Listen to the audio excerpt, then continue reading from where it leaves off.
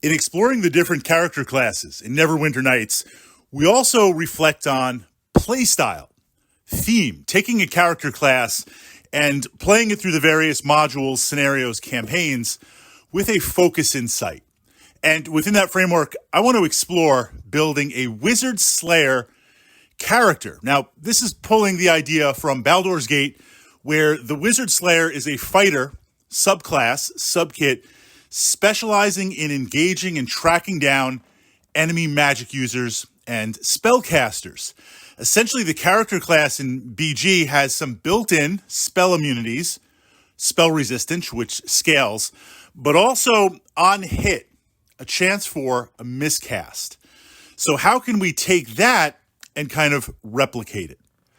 I see playing a wizard hunter, kind of wizard slayer in Neverwinter Nights, more than just mages. There are a lot of, without any spoilers, a lot of different encounters that would qualify as a mage. Essentially, having the ability to cast spells. If it can cast a spell, then there's a chance for disruption.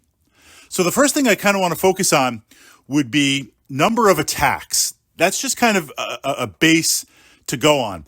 Anytime that there's the combat animation, and it's working its way through that, if a wizard, and in this definition we'll use a wizard as a spellcaster, is casting a spell and you land a hit, there's a DC check that has to be made behind the scenes with the engine, and if it fails, then the spell fizzles. So yes, absolutely, we want to deal damage. It could be a fighter class, it could be a rogue class with sneak attack, it could be an assassin sub-build, prestige class to kind of stack on that, but I just, crunching the numbers, want to score as many hits as possible. So classes that give you multiple hits, along with 2-weapon fighting systems, ambidexterity, utilizing a weapon in each hand, light weapons so it minimizes the penalty. Pushing that forward is the first aspect. Second would be feats and skills. Feats, I want to look at knockdown. Knockdown has the potential to essentially burn a turn. You knock the target down, and then you keep on pounding on it for free attacks. It kind of bookends the fact that if I hit you for damage, I could disrupt your spell.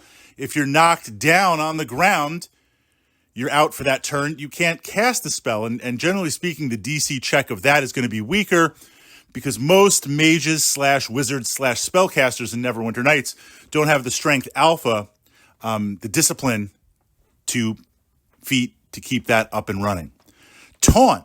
Now, don't overlook Taunt. Taunt is kind of an interesting clicky that, on a sidebar, if you're playing a character class through the modules of the campaign that has a lot of different skill points, meaning a rogue, a bard, a wizard with high intelligence, not a class that is feat focused like a fighter. Fighter, you don't get many skill points, but you get a lot of combat feats to make up for it. Taunt is something really interesting to have because if it's successful, which it will be, even if you don't have the base stats just by piling on the ranks, because this is D&D 3.5, you get that up to plus 10, plus 15 before you even virtually behind the scenes roll that D20. For the most part, without giving away any spoilers, the mechanics for taunt resistance isn't really well implemented, so it's something to exploit. That lowers the spellcaster's ability to cast spells if it's disrupted.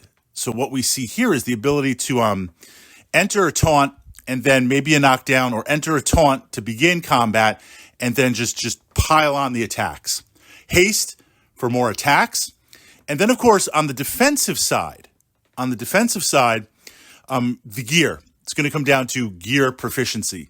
So stuff like shimmering belts, stuff like the ability shield amulets to be able to block certain spells, to be able to utilize that. If you're playing a rogue or a bard, you can get UMD.